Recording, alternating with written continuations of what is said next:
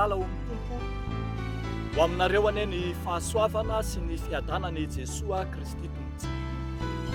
Amen. Mikeleza aina hiaro ny finoana. Mikeleza aina hiaro ny finoana. Izany no hitantsika misongadina amin'ny mofinainantsika anio ao amin'ny bokin'ny Asan'ny Apôstôly toko faha-efatra amby roapolo ny andininy fahafolo hatramin'ny fahatelo amby roapolo. Mikeleza aina hiaro ny finoana. Ny Apôstôly Paoly raha iny indrindra niakatra ho an'i Jerosalema nitondra ny fanampiana avy amin'ny fiangonana manodidina ho an'ny ireo malahelo tany Jodia, nanatanteraka fanontona tao amin'ny tempoly andro vitsivitsy monja dia nosamborina no ampangaina, nolazaina fa nanakitaba sy nanohitra ny lalàny Mosesy mihitsy azy.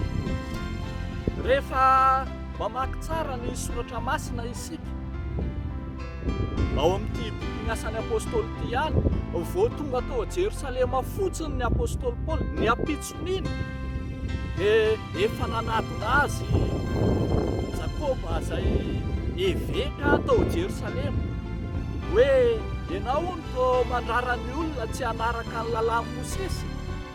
Nisy ny fanadiovana izay natao araka ny lalàna jiosy nandritra ny 7 andro. Tsy tapitra akory izahay fa indro nirohatra indray ny sokajim-pahefana hafa, nisambotra mihitsy aza ny Apôstôly Paoly ka namatotra azy dia ny mpanapaka, ny kapiteny nentina ho tsaraina teo amin'ny sorona be ary izao tonga tany Kasairy mba ho tsarainy Felixa izao. Ny sokajina fahefana rehetra nisy dia indro nanodidina ny Apôstôly Paoly avokoa, ny tsara azy avokoa, ny ampangazy mantsy ny jiosy sy ireo izay milaza ny tena ny fampivahana. Teo anatrehan'izany dia tsy nilavonefina ny Apôstôly Paoly na fantany azy fa mafy amin'izany natao hatranomaizina vonjomaika dia nijoro an-trano ny Apôstôly Paoly niaro ny finoana marina. Eto amin'ity mofinaina ambany masontsika ity dia hitantsika ny Apôstôly Paoly mandahateny manalatsiny ny tenany, miaro ny tenany kanefa miaro ny finoana. Azavain'ny Apôstôly Paoly raha mamaky tsara tsika manomboka ny 9 fa tena finoana jiosy no arahana ary manaraka ny fampianarana izay fampianaran'ny razana jiosy raha teo izy izay nataony fotsiny dia ny mitory amin'ny Jesoa Kristy ary zany teo ny ampagana azy. Lazaina fa manangana atoko sy manaraka ny atoko kavana Nazareata entina ilazana ny Jesoa valo Nazareta ka dia tsy menatra ny Apôstôly Paoly na dia fahefana lehibe azy, fahefana romanina azy no manoloana azy dia mijoro izy miaro.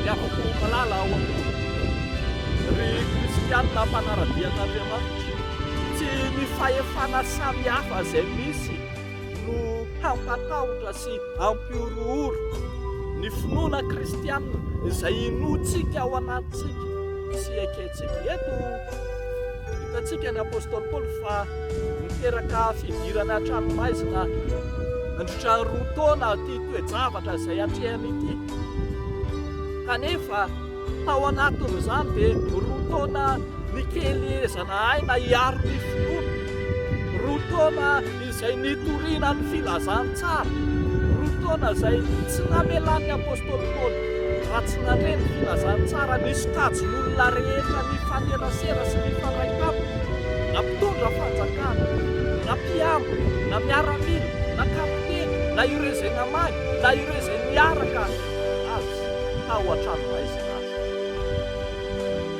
Ihany koa afaka malala aoka tsy ho malemy eo anatrehan'ny fahefana misy, na dia hamatotra anao aza izany. Aoka tsy homenatra ny filazantsara fa herin'Andriamanitra ho famonjena izay mino izany. Aoka ho sahijoro mandrakariva isika ho vavolombelon'ny finoana marina dia ny finoanan'i Kristy izay efa maty sy nitsangana tamin'ny maty. Izany raha teo no torian'ny apôstôly, izany no tsy mahamenatra azy, izany no ambarany, na dia eo amin'izay hampangana azy ary no anehoany ny tompo izay. Isika kristianina ihany koa ry havako malala antsoina anahaka an'i Kristy, ilay tsy menatra ny fitsarana izay misy, tsy matahotra ary tsy miemotra, tsy mivadika amin'ny finoana ananana raha.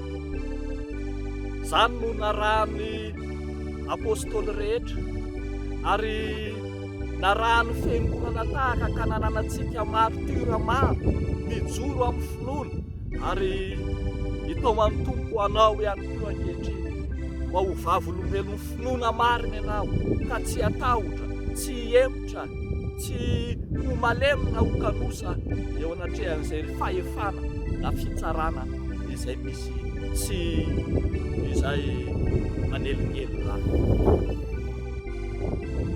Aoka ary ho matery, ho matanjaka, eny aoka hijoro amin'ny finoana marina ianao na inona toe-javatra misy amin'ny andro iainantsika.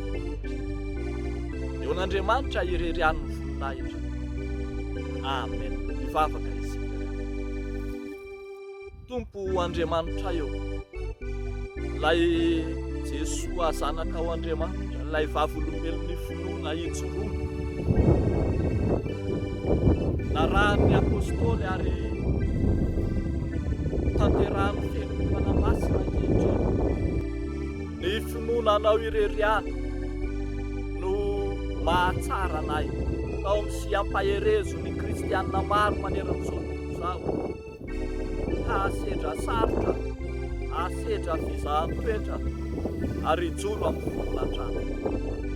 Mivavaka izay tokoa amin'ny dian'io ity ho an'ireo rehetra izay manana fikasana tsara, manana fanoriana eo amin'ny tokantrano, manana fikasana ny amin'ny fianarana, ny amin'izay ho avy ny ankohonana, apetraka manokana aminao ny tetikasa ny ankohonana rehetra, ireo izay hanorina trano, ireo izay hividy fitaovana fiara, ireo izay manam-pikasana handeha lavitra, andranto fianarana, andranto asa, any amin'ny toerana maro samihafa. Eny ireo rehetra izay anatanteraka dingam-piainana eo amin'ny fiainana andavanandro, eo amin'ny fanambadiana, eo amin'ny sehatry ny asa, indrindra eo amin'ny sehatry ny fanompoana entinay eo anatrehanao. Amin'ny anaran'i Jesosy Kristy mahavonjy nanaovanay izany mivavaka izany. Misaotra Tompo. Amen.